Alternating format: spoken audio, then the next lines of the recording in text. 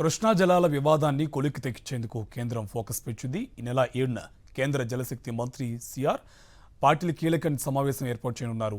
AP, Telangana, Maharashtra, Karnataka మంత్రులతో భేటీ కానున్నారు. అన్ని రాష్ట్రాలు ఏకాభిప్రాయానికి వస్తే ట్రిబ్యునల్ 2ను అమల్లోకి తెచ్చేందుకు కసరత్తు చేస్తున్నారు.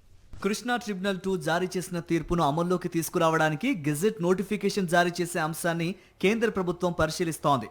అభిప్రాయ సేకరణ కోసం ఈ నెల 7న కేంద్ర జలశక్తి శాఖ మంత్రి సిఆర్ పాటిల్ ఆయా రాష్ట్రాల మంత్రులతో సమావేశం కానున్నారు. అయితే కృష్ణా జలాల పంపిణీపై 2013 నవంబర్ 29న కృష్ణా ట్రిబ్యునల్ 2 తీర్పు వెలువరించింది. ఈ తీర్పును అమల్లోకి తెస్తూ గెజెట్ నోటిఫికేషన్ జారీ చేయరాదని కోరుతూ అప్పటి ఉమ్మడి ఏపీ ప్రభుత్వం సుప్రీంకోర్టును ఆశ్రయించింది. రాష్ట్ర విభజన నేపథ్యంలో కృష్ణా జలాల్లో ఉమ్మడి ఏపీకి ఉన్న వాటాను ఏపీ, తెలంగాణ రాష్ట్రాల మధ్య పంపిణీ చేసే బాధ్యతల్ని కృష్ణా ట్రిబ్యునల్ 2కే కేంద్రం అప్పగించింది. దీనిపై ట్రిబ్యునల్లో విచారణ జరుగుతోంది. ఉమ్మడి ఏపీకి కేటాయించిన 1005 టీఎంసీలను తెలుగు రాష్ట్రాలకు పంచడానికి మాత్రమే విచారణ జరుగుతున్న ట్రిబ్యునల్ తీర్పును అమల్లోకి తెస్తూ గెజెట్ ప్రకటన జారీ చేయాలని మహారాష్ట్ర, కర్ణాటక కోరుతున్నాయి.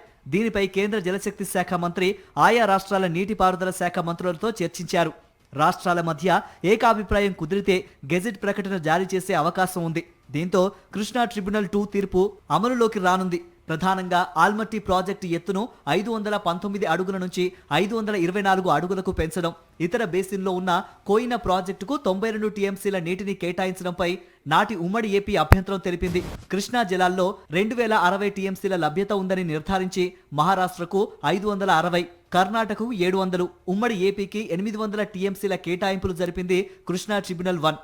దీనికి అదనంగా రీజనరేట్ అయిన 11 టీఎంసీలను కూడా జోడించింది.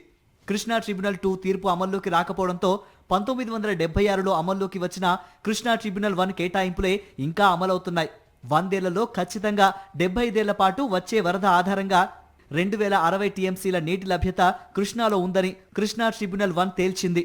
65% లభ్యత ఆధారంగా కృష్ణాలో 2578 టీఎంసీల లభ్యత ఉందని కృష్ణా ట్రిబ్యునల్ 2 నిర్ధారించి ఉమ్మడి ఏపీకి 1005, కర్ణాటకకు 907, మహారాష్ట్రకు 666 టీఎంసీల కేటాయింపులు చేసింది.